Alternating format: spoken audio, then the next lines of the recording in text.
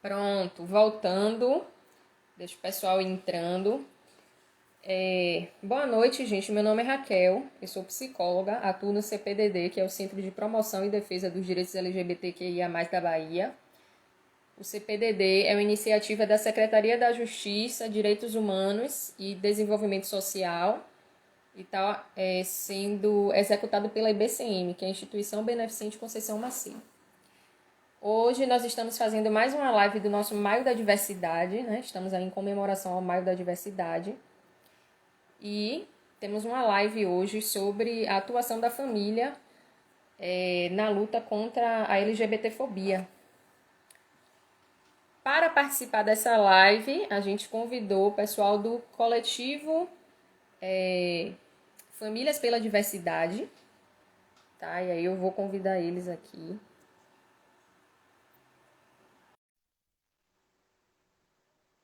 Deixa eles entrarem, já adicionei. Pronto, aí a gente chegou. A galera entrou. Pronto. Vamos lá, eu vou apresentar vocês porque a nossa live vai ficar salva. Viu? Vai ficar salva aqui no Instagram, no nosso canal do YouTube também. Quem ainda não segue... Vixe, continua cortando. Veja só. O som estava funcionando bem até a gente entrar. Uhum. Então, eu acredito que é melhor deixar seguir assim. Só fala mais pausado. Sim, agora vocês eu estou ouvindo. Ah. Não sei mais o que... Vamos seguir. Tá entrando gente nossa aí. Sibeli entrou. Teve uma pessoa que falou assim, vocês precisam usar o fone para parar de cortar. É? Então eu vou usar, peraí. Eu vou tentar. Agora, o meu problema é que meu fone de ouvido, ou eu faço uma coisa ou eu faço outra. Ou eu carrego, ou eu coloco o fone. Vejamos se eu vou ter celular. Eu agora coloquei o fone, tá me ouvindo? Você me escuta? Tô ouvindo. Vocês estão me ouvindo? Tá cortando? Ok. Tá. Tá cortando ainda? Não. Tá, problemas técnicos. Pra mim eu escutei cortando. Falei. Oi. Boa noite. Boa noite, gente. Tá cortando? Tá cortando ainda. Mas não sei mais. Vamos assim mesmo. Vamos assim. Vamos assim mesmo e falando mais pausado e dá pra entender. Pronto. Algumas pessoas estão dizendo aqui que ficou bom, tá sem ruído. Bora ver se a gente consegue. Vamos. Pronto, gente. Então, apresentando aqui de novo, Gesne Braga, jornalista gay e ativista social pela diversidade sexual e de gênero. Compõe aqui a Família pela Diversidade. E Valéria é coordenadora do coletivo Família pela Diversidade. Está falando aqui hoje na nossa live da importância da família. E aí eu falando um pouco sobre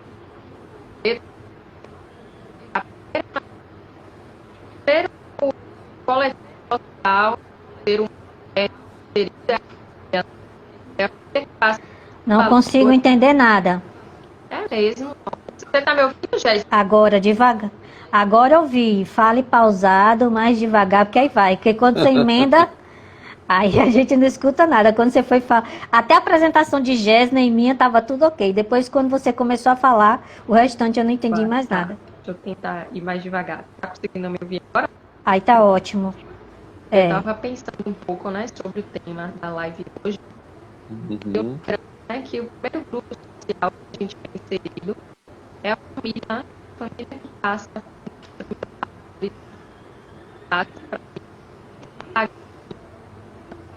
para o resto da vida. E aí eu pensando justamente... Melhorou. Melhorou? Melhorou. Não vou nem mexer, então. Agora a Valéria deu uma... E aí eu pensando o quanto tem peso aí, né, da família tanto em qualquer ser humano quanto na população LGBT, né? O quanto a família pode contribuir para fortalecer esse indivíduo, para fazer esse indivíduo um indivíduo mais crítico para as questões sociais Uhum. ou, ou mais frágil, né? Valéria caiu. Deixa eu E adicionar. aí eu tô percebendo agora que o problema pode ser realmente justamente o celular dela. Porque é justamente a presença dela que tá fazendo a interferência. Vejamos. Valéria voltou, tá? Ó, voltou. Voltou a falha. Voltou a falha? Voltou a falha. Que mistério. Não é esse Tá fone tirei não, o minha fone irmã. e não. Ô, Valéria, faça o seguinte, tire o seu Oi. fone.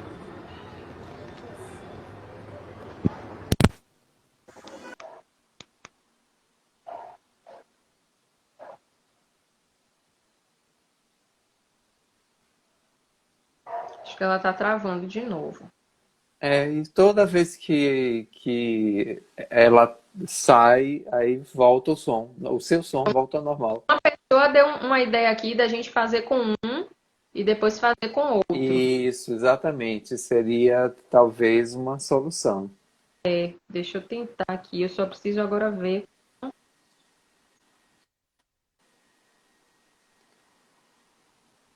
Valéria, muito, vamos dar primeiro Oi. outro. Tá? Se for o caso, você pode colocar a questão aí e a gente Uhum. responde, escreve. Ou fala bem pausado. Um pouquinho do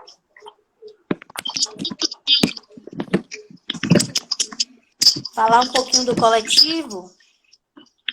É isso?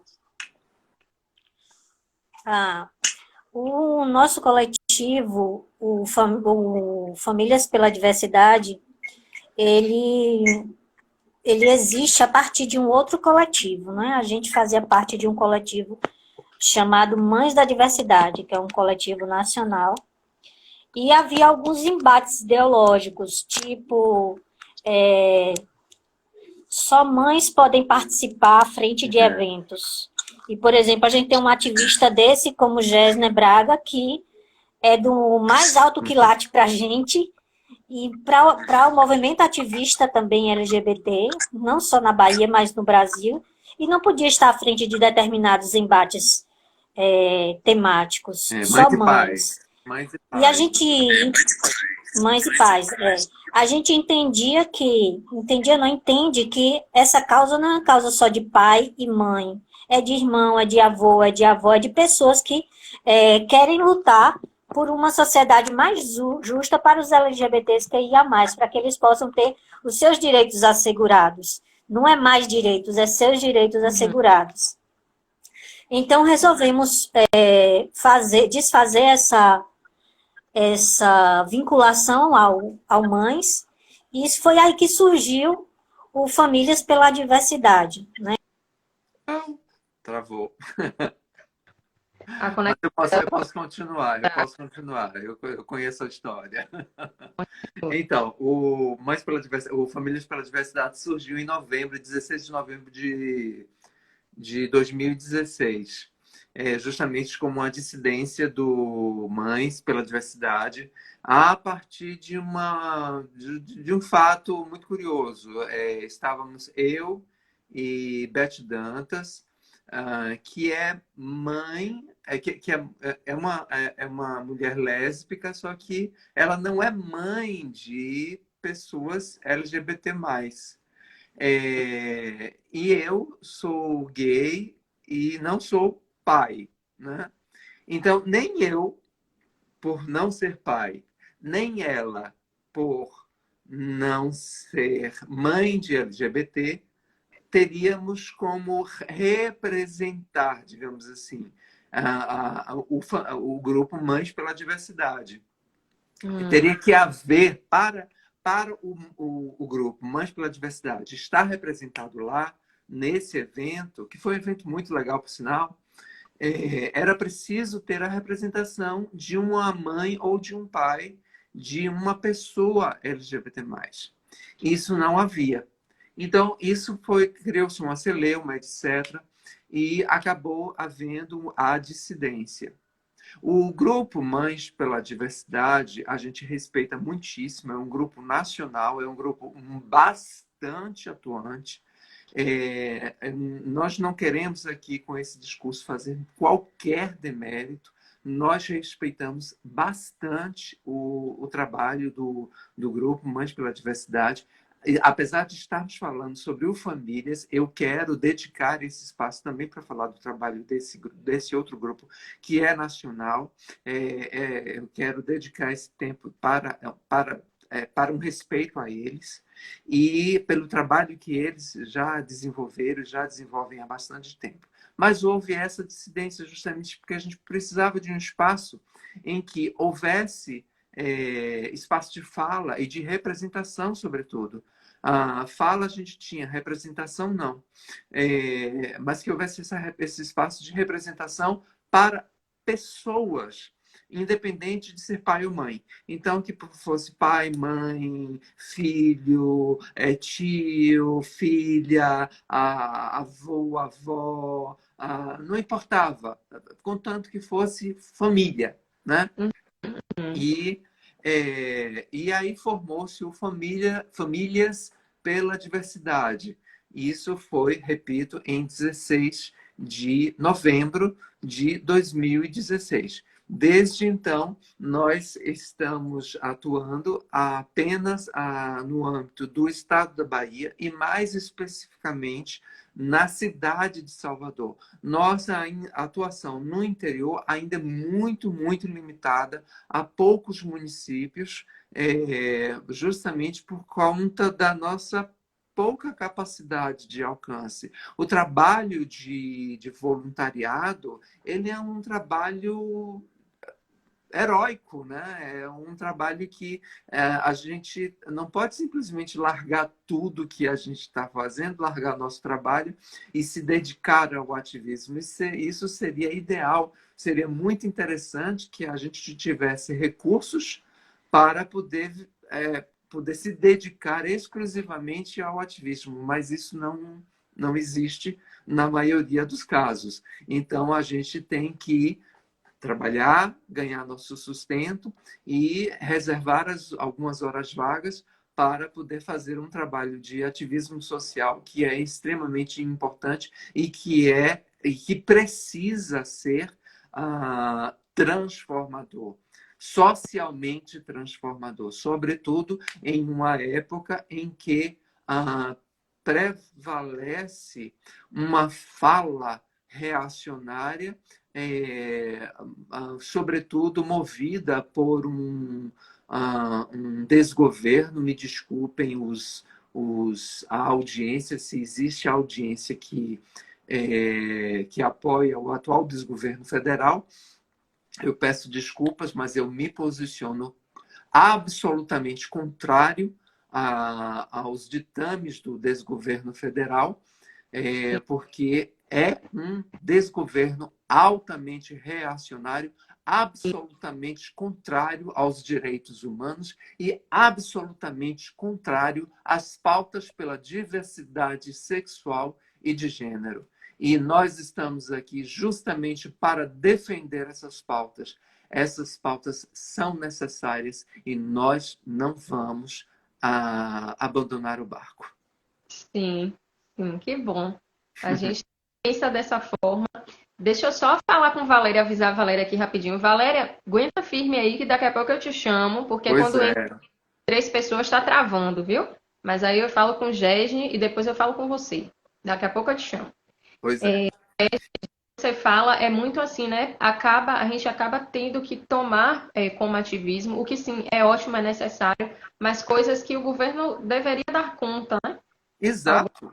que o governo deveria dar conta. Mas quando você falou dessa questão da formação aí do Famílias pela Diversidade, né? Eu senti muito essa integração mesmo desse expandir, né? O que era antes muito pensado mães, se expandiu para toda a família, que pode ser qualquer pessoa, porque todo mundo é família, né? Então, Uhum. É todo mundo nessa luta. Todo mundo Exato. aí.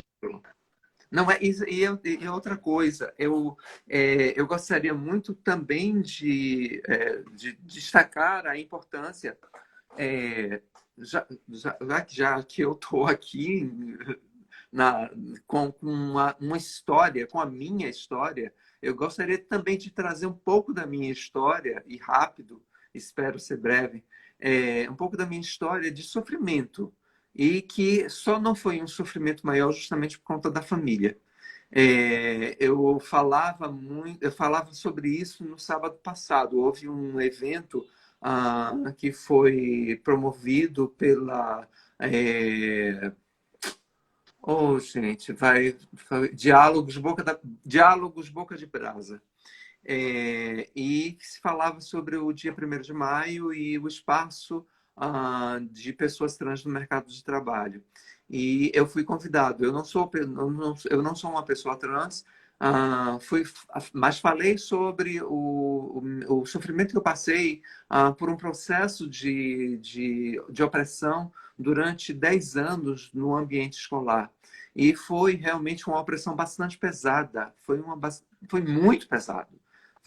Foi uma experiência traumática. Eu não tinha absolutamente nenhuma motivação de estudo, de aprendizado. E isso marcou todo o meu processo mesmo de capacidade cognitiva, de capacidade intelectual. E isso se refletiu no futuro, acabou se refletindo no futuro, inclusive na minha inserção no mercado de trabalho ficou prejudicada.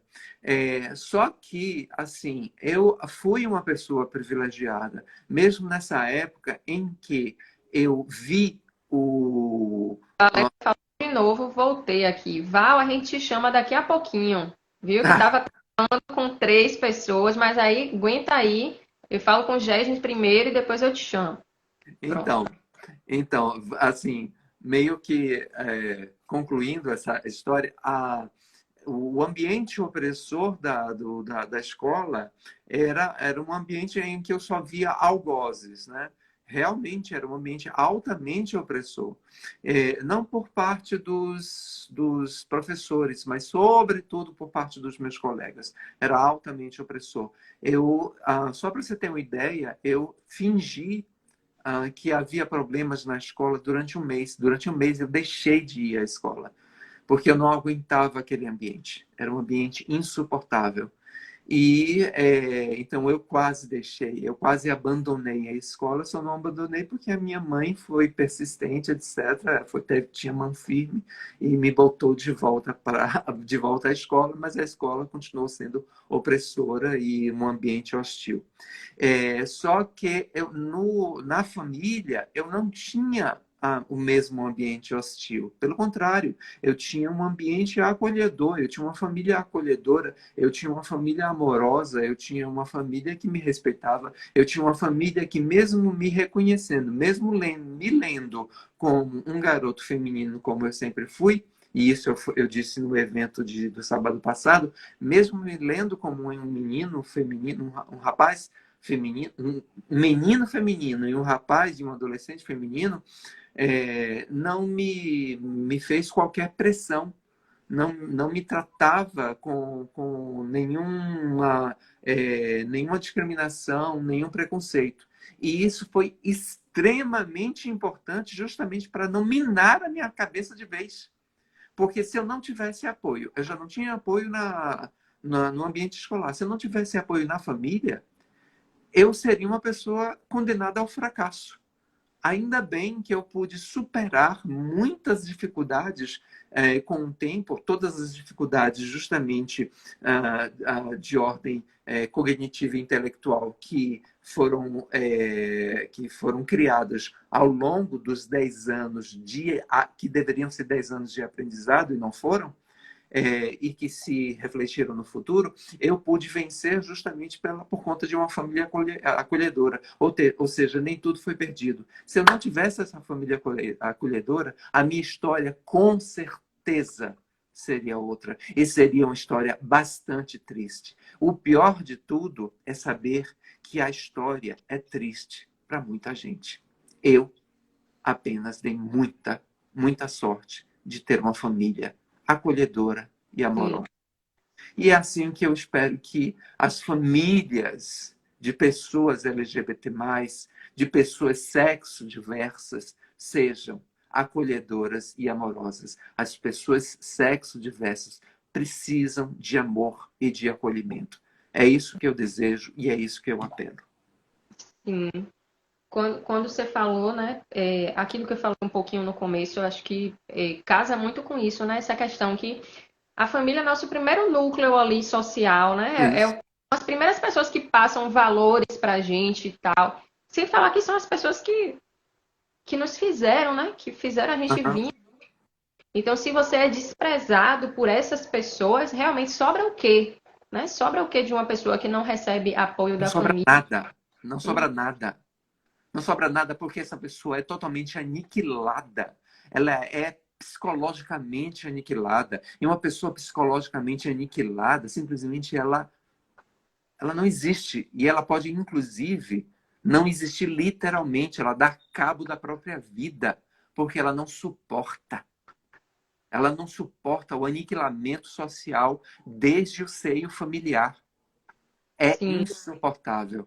Então, não, é por isso que eu sempre apelo por esse amor da família às pessoas sexo diversas, às pessoas LGBT+, às pessoas LGBTQIA+.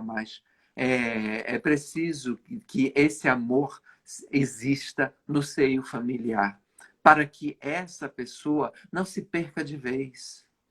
Gente, eu digo com certeza, eu só não me perdi por causa da minha família, que me uhum, dava apoio.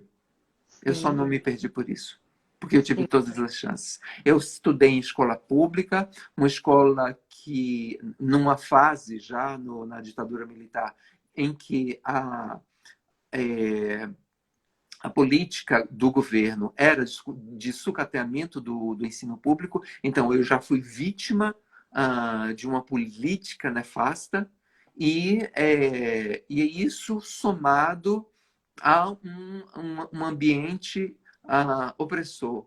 Ou seja, eu não tinha vontade nenhuma de estar no ambiente escolar.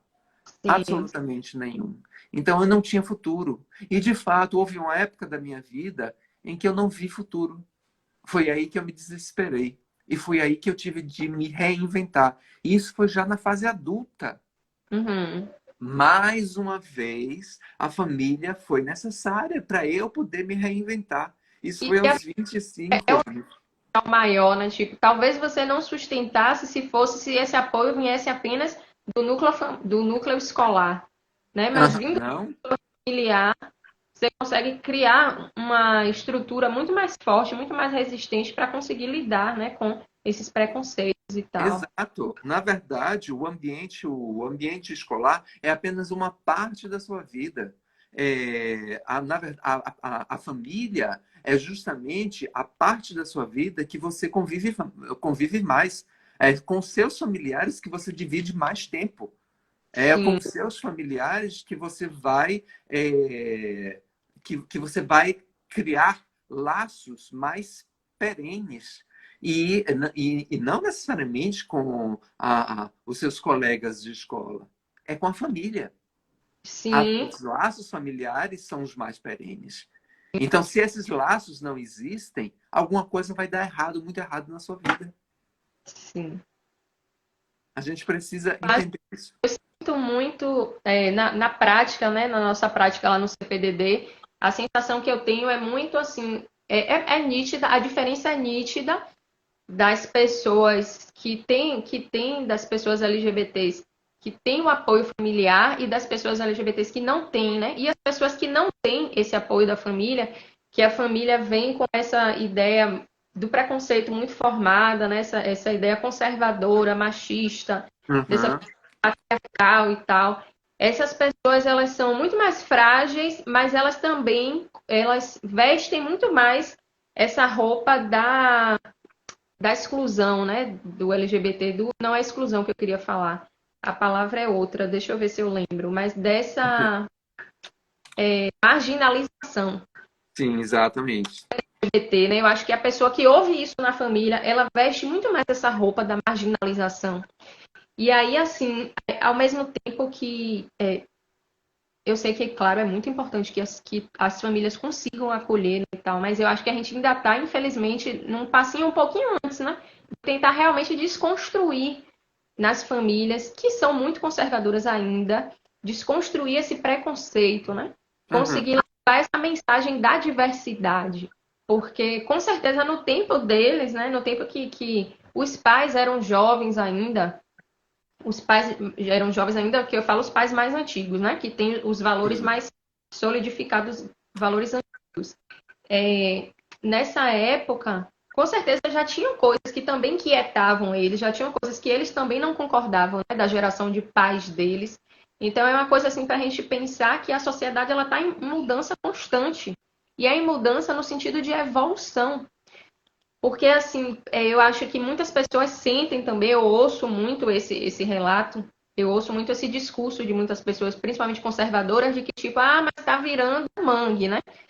Agora nada mais presta, não tem mais regra, não existe mais regra, né? Não existe mais nada, é só carnaval e sexo e tal, que tem essa outra visão também, né? Como se ser LGBT fosse apenas uma coisa vinculada a sexo, né? Tem essa sexualização É, da pessoa LGBT. E aí a gente precisa ir desconstruindo, né? Desconstruindo tudo isso para que se possa chegar aí uma nova visão, né? Essa é, visão da as pessoas, diversidade, que é exatamente o oposto do que o preconceito traz. o que é, Não é excluir, não é querer desfazer dos valores dos outros, né? Não é querer impor goela abaixo valores para os outros, não. Muito pelo contrário, é querer mesmo o respeito por essa diversidade, né? Que essa diversidade possa dialogar com o Uhum, bem, com o conservador também. Não aceitar discriminação, não. Isso a isso. gente não aceitar, né? Dialogar e tentar construir uma nova visão mesmo, desconstruir essas outras coisas. Pois é, quando você fala em regra, por exemplo, quando a gente fala em regra, a gente está falando em norma. E nada mais nocivo do que uma norma rígida, uma norma engessada, né? Isso é absolutamente dispensável, ao meu ver, porque é justamente a normatização dos costumes que faz com que as pessoas enxerguem a diversidade como um absurdo, como uma aberração. Enxerguem uma pessoa LGBT+, LGBTQIA+, como uma aberração. É justamente a normatização dos costumes, é a heteronormatização, é aquela normatização que diz é assim ou é assim assado. Não existe o caminho do meio. Não existe, aliás, não existe nenhum outro caminho. É homem, mulher, macho, fêmea, acabou. Não existe outro caminho. Uhum. Não. Essa normatização, ela sempre tem que ser questionada. Ela precisa ser questionada. O nosso papel, inclusive como ativista social do movimento pela diversidade sexual e de gênero, é justamente esse. É colocar em questão essa normatização da qual nós somos vítimas. A palavra é essa. Nós somos vítimas de uma violência constante por essa normatização culturalmente e socialmente imposta. Sim, sim. E aí Precisamos nos revelar. visão social toda, né, da pessoa LGBT como algo negativo. E aí a mãe, o pai não quer isso para o filho, muito também porque é difícil entrar nesse desafio, né? Eu vi uma entrevista essa semana muito interessante de uma pessoa, uma mulher cis, hétero, de uma idade um pouco avançada e de uma jovem mulher trans, né, discutindo nessas questões. E aí a mulher cis falou assim, que ela não queria que o filho dela ou a filha fosse LGBT, né, que ela não queria preconceito, mas para que a pessoa não passasse por esse sofrimento. E isso é um relato que a gente vê constantemente dos pais, né? De tipo, Várias vezes. ai, mas medo, né? Ai, mas. E assim, por um lado, eu compreendo porque a violência, a fobia, a LGBTfobia está aí, né? Somos o país que mais matamos, é horrível. Cada vez que eu abro a boca para dizer isso, que somos o país que mais matamos a população LGBT, dói, mas é verdade. Mas É, aí, ao mesmo tempo, e aí a pessoa, a mulher trans, né, que estava sendo entrevistada junto com essa mulher cis, perguntou para ela assim, né? Mas no caso, você não faz parte dessas pessoas que causam todos esses preconceitos e essas coisas ruins para se seu filho fosse LGBT também. E aí ela parou assim, e realmente por quê?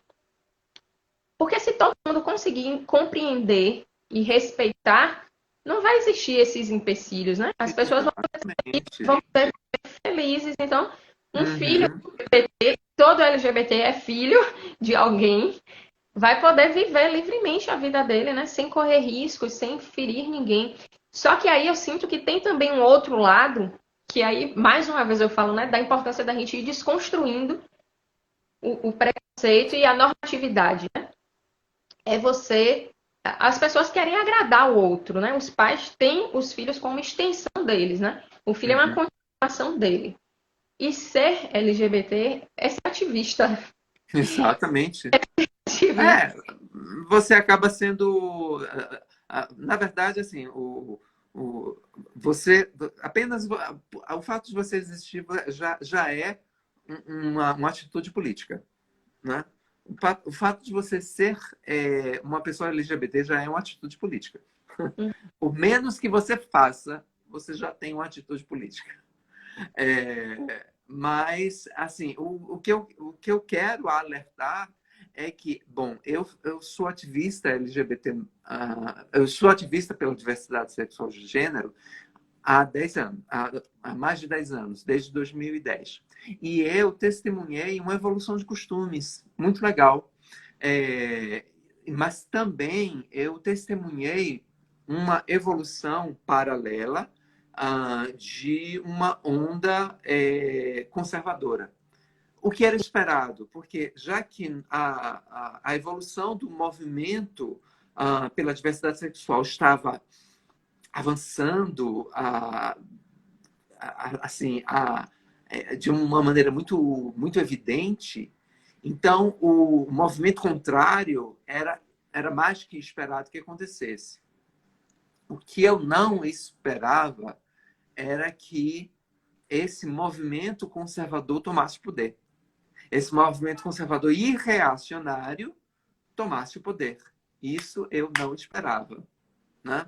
Quer dizer, não esperava em termos. Antes das eleições, eu não era tão iludido quanto alguns amigos meus, inclusive de militância e de sindicato. Né? Eu já sabia o risco que eu estava correndo. Inclusive, adoeci por causa disso. Desde 2018, eu sou acompanhado por psicólogo e psiquiatra, porque a minha saúde mental ficou em frangalhos. Mas eu já sabia o que ia acontecer antes do segundo turno, antes do resultado do segundo turno. Mas, assim, um pouco antes disso, eu não esperava que aquele discurso reacionário tomasse poder. E tomou, e tomou. Então, o que aconteceu? Um retrocesso muito grande e uma violência que acabou se tornando quase viral. E isso tornou o nosso trabalho um pouco mais árduo, um pouco mais difícil, mas cabe a nós não desistir e continuar no caminho da luta. Uhum, com certeza. Vocês estão indo muito bem. Que bom que a gente tem vocês aí também na luta. Isso faz com que a gente Isso, se fortaleça mesmo, né? E vamos lá, vamos chamar a família toda para a luta. Como você falou, ó, coletivo, famílias, vem pai, vem mãe, vem tia, né? Vem primo, vem todo mundo. exatamente, É só ter alguém, né, que a gente queira bem, que a gente considere família, pronto, já conta. exatamente. E Eu acho sejam bem-vindas e bem-vindos, bem-vindos. a empatia, eu acho que é o caminho aí, né? Porque a empatia, eu acho que assim o sentimento do século, assim, que vai revolucionar Claro, a humanidade. Porque a partir do momento que você consegue, né, se colocar no lugar do outro, tudo muda, tudo melhora, tudo. O que a gente precisa agora vencer com urgência é esse sentimento de ódio que está se tornando um pouco predominante.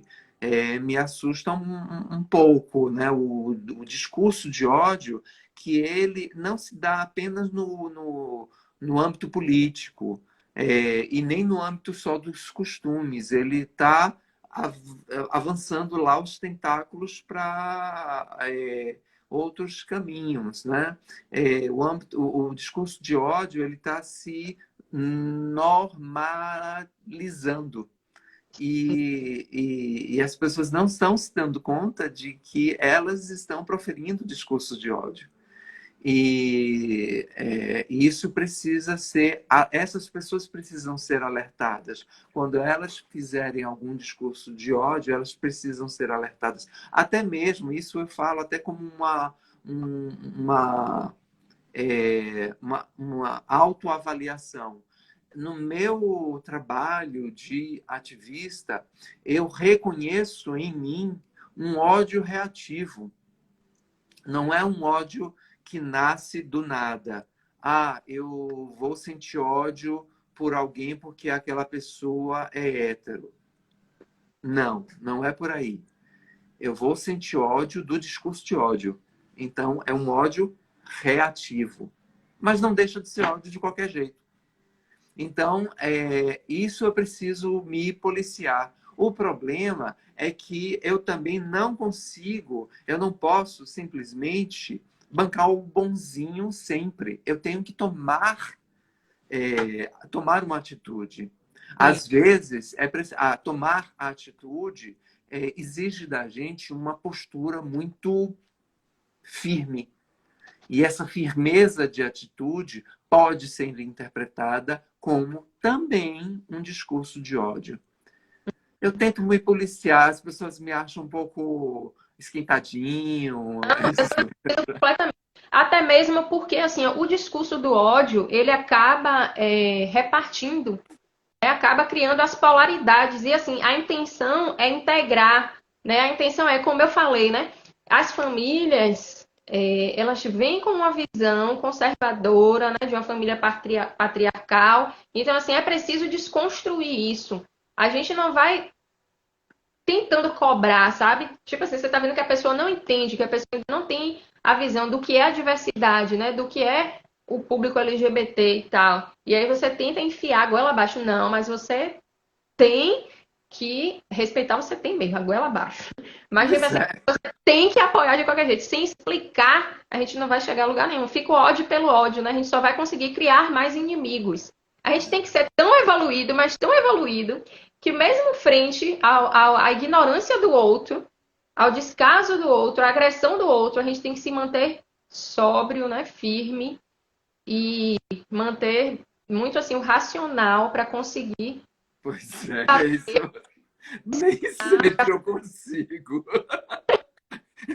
Eu confesso que nem sempre eu consigo. Pelo seguinte, você falou isso agora. Nós temos, na verdade, séculos de patriarcado, séculos de machismo e séculos mesmo. Na verdade, nós temos milênios, porque nós temos uma herança de uma cultura que não nasceu no Brasil, veio da colonização. Então, vamos falar aí de muito mais do que 500 anos, muito mais. Então, o nosso patriarcado e o nosso machismo foi herdado de muito antes. Gente, isso é uma estrutura cultural sólida demais para ser quebrada apenas assim com sopros. Nós não vamos quebrar com sopros. Não, com certeza não, não. Temos que ser firmes, temos que Pois ser é. E aí, nessa é um desafio, a gente tem que ser firme, tem que ser assertivo. A gente não pode se render a se rebaixar ao mesmo nível, né, dessas pessoas porque sim, quando a gente fala assim, o Brasil é o país que mais mata a população LGBT, a população trans, isso é terrível. A gente não pode se rebaixar ao nível dessas pessoas, mas a gente não vai também abaixar a cabeça para que isso continue acontecendo, para que essas pessoas continuem morrendo, né? É um desafio. Aham. Mas deixa eu te dizer, vou chamar a Valéria, Por que o tempo favor. obrigada pela sua participação, viu? Valeu. A gente. Agora eu Valeu, sei até como mais. é que eu desligo, você sabe? Deixa eu ver. Eu sou completamente tecnologicamente ignorante, mas eu acho que eu saio por aqui. Peraí, deixa eu ver aqui. Deixa eu ver se eu adiciono Valéria. Não, eu. Gente, como é que eu saio aqui? Tecnologia. Vamos lá. Ai, eu não saio. Gente, pessoal, Peraí. dá uma luz aí de como é que está, por favor. Pois é, gente, fala aí. Ó, e agora eu preciso sair. Oi. Oi, Valéria. Oi, Valéria. Acho que o problema sou Eu acho que eu. é duas pessoas. São eu acho que é duas pessoas. E Eu aí, preciso depois sair. Oi? São três Eu acho que ele não suporta direito três É, pessoas. Deve ser. vamos lá. Eu queria que você falasse, Valéria. Ah, gente, eu vou sair, eu vou sair. Pronto. Eu queria que você falasse um pouquinho, Tá assim, bom. né? Como é que você acha assim, que a família pode ser parte da LGBTfobia para essa igualdade melhor do LGBT?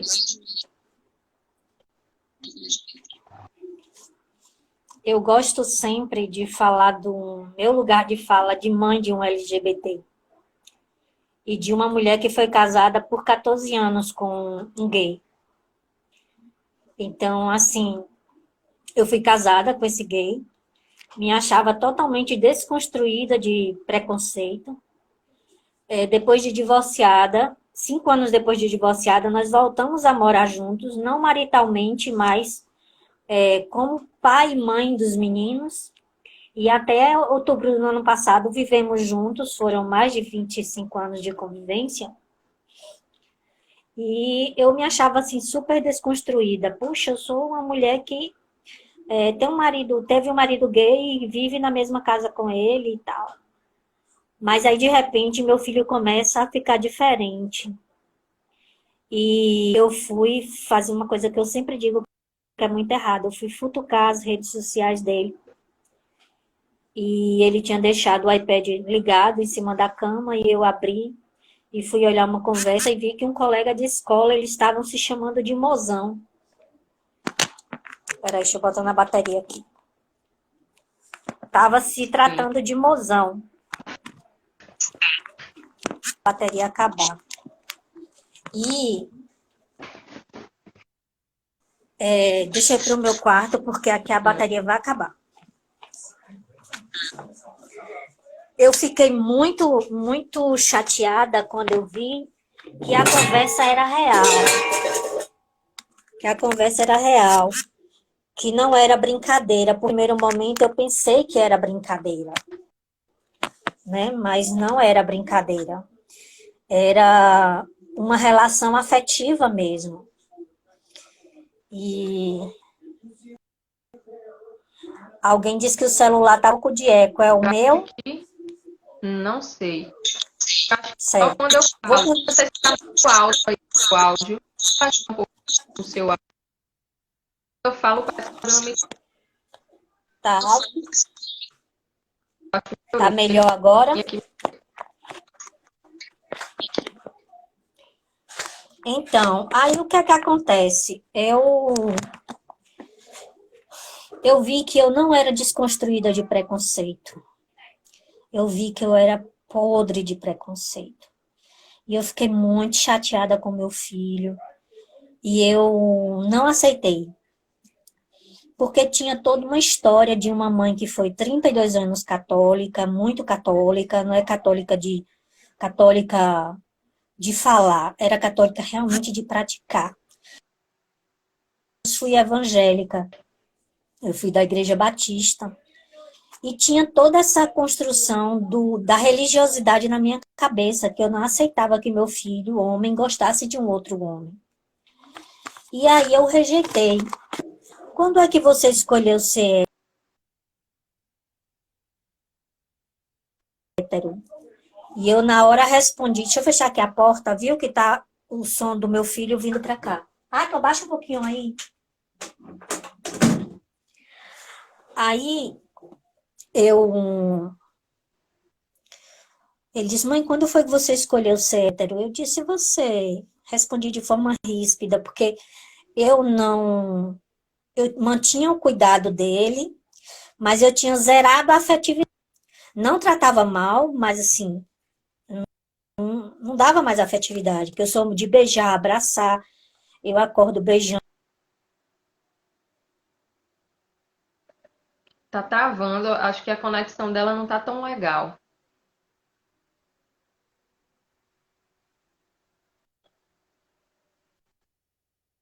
Tô ouvindo, parece que travou. Valéria, tenta colocar o fone melhor.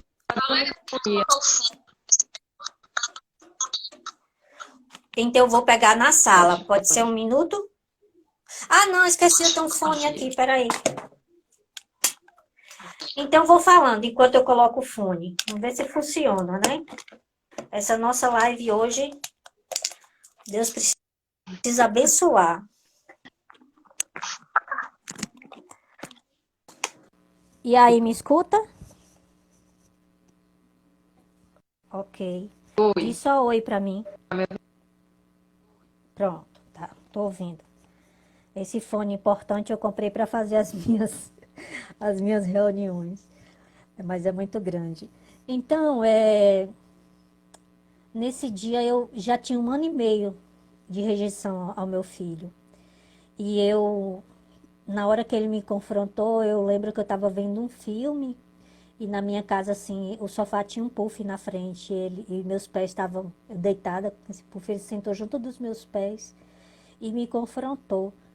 Aí eu disse, você é maluco? Oxi, que negócio é esse de eu ser hétero? Quando foi que eu decidi ser hétero? Eu nasci hétero, meu filho, eu sempre fui hétero. Aí ele disse pra mim, ah, tá, você sempre foi hétero. Que bom. Ela sempre foi hétero. E levantou e saiu. Largou o doce, como a gente diz. E quem é da área de psicologia, eu sempre gosto de dizer que deu o insight, né, que a gente fala, aquele estalo. E eu disse, meu Deus, se eu não escolhi ser hétero, esse menino não escolheu ser gay. Ele nasceu gay, ele é gay. Mas aquilo doeu tanto dentro de mim que eu queria recuperar o tempo perdido. Eu queria ter uma forma de apagar aquele ano que eu maltratei ele, sabe? E, nossa, chega, eu fico emocionada de falar isso. Aí esse dia eu não tive mais coragem de falar com ele.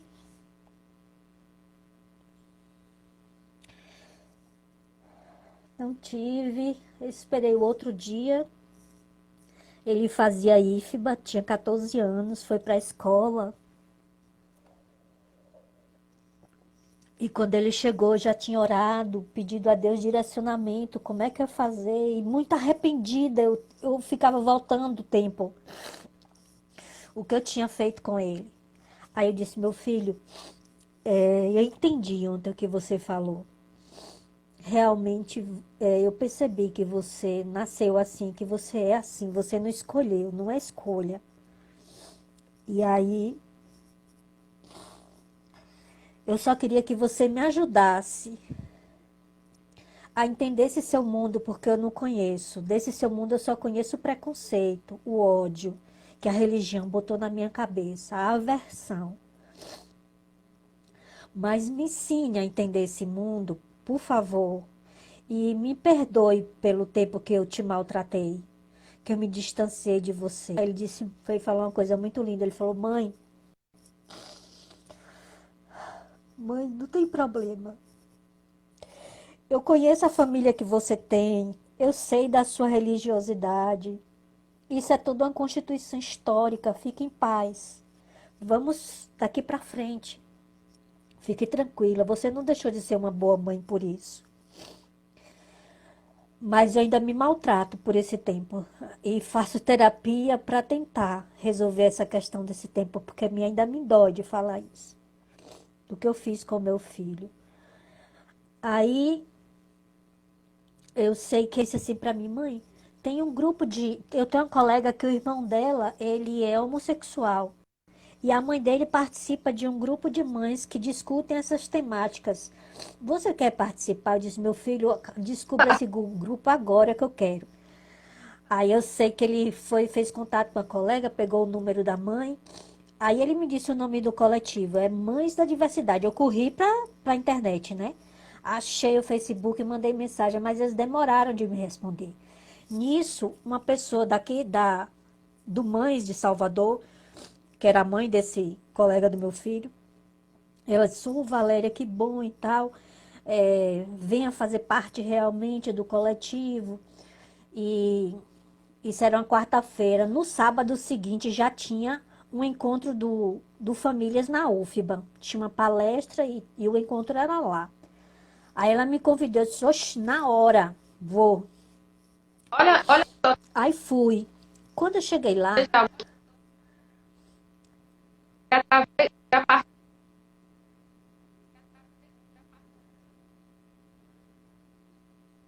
sua voz cortou.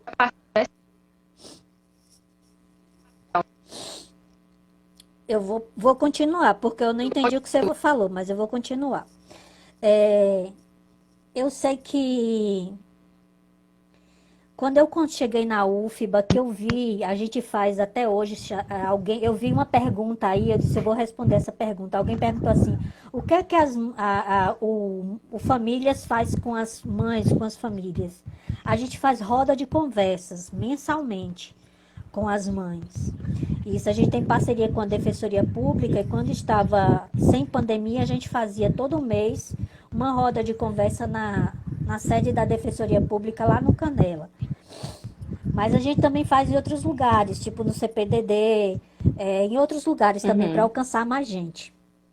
Fazemos em dias diferentes também.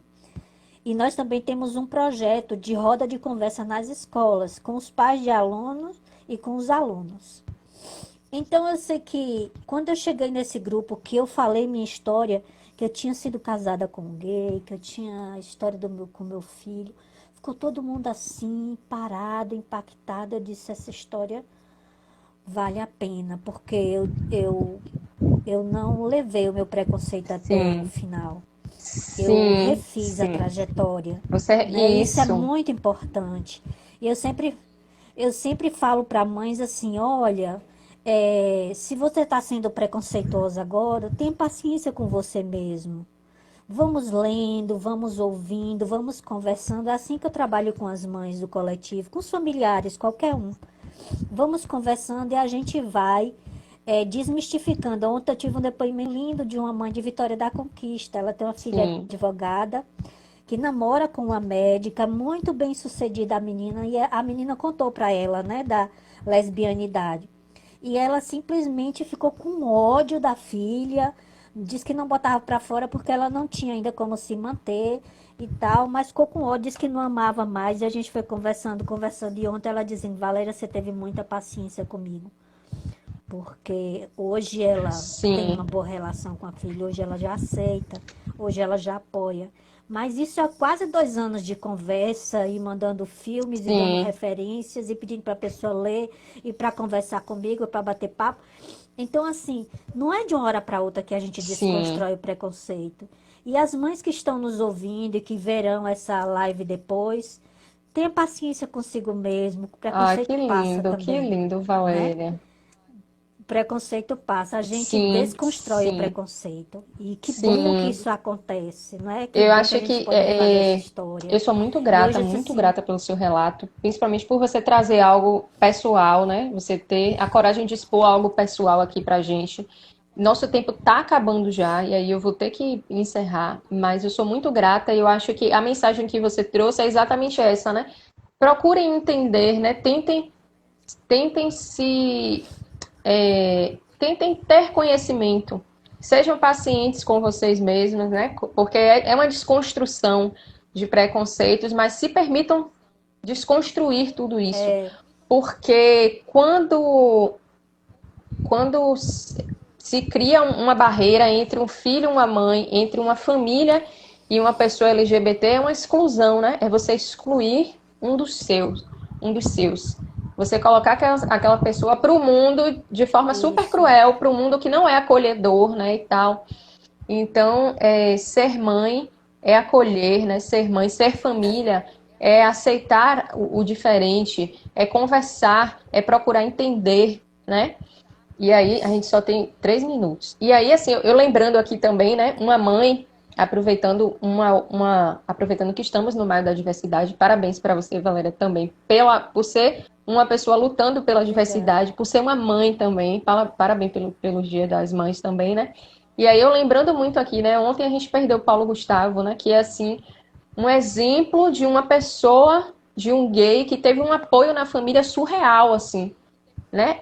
A mãe, desde o começo dele, ainda na infância, né, que ele demonstrava as preferências femininas e tal, e que o pessoal debatia. Eu me lembro de um relato que ele até colocou no filme, que ele foi numa festa, né, e aí chegando lá na festa, o pessoal quis rir dele pela questão feminina e tal, e a mãe aí viu que não tinha como proteger o filho, pegou o filho e foi embora, fez, não vou deixar meu filho virar chacota por essas pessoas, né?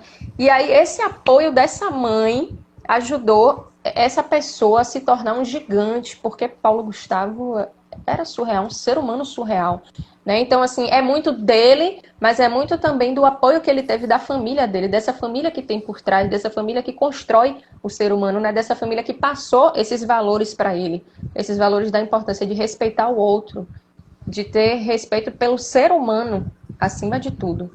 Então, eu acho que o que a gente está pedindo aqui é muito isso, né? É independente da idade, da cor, da raça, da religião, de qualquer coisa. É que todos, porque todos são família, todos são pai, todos são mãe, todos são tia, todos são avós. Todo mundo é alguma coisa de família, né? Que a gente consiga entender, que busque compreender, para que possa respeitar, né? Para que possa aceitar, para que possa ajudar esse familiar que já está passando por um momento tão difícil, porque para a própria pessoa LGBT não é fácil, né? Não é fácil se assumir LGBT para o mundo. Não, não é. Alguém perguntou aí como é que tem acesso a famílias. Eu coloquei o meu telefone, que a pessoa pode fazer contato pelo Zap. E nós temos um grupo, se quiser pode fazer parte do grupo, onde lá nós temos todas as atualizações na área de pesquisa, de filmes, de músicas, e partilhas também de histórias. E lutamos também pelos direitos das pessoas LGBTQIA+. Estamos no Facebook como Famílias pela Diversidade Oficial, no Instagram Famílias pela Diversidade Oficial, e no Facebook como Famílias pela Diversidade. E o meu perfil é Valéria Saraiva, se alguém quiser fazer parte ótimo. Também. Então, assim, 30 segundos. Eu queria assim, deixar um recado para as famílias.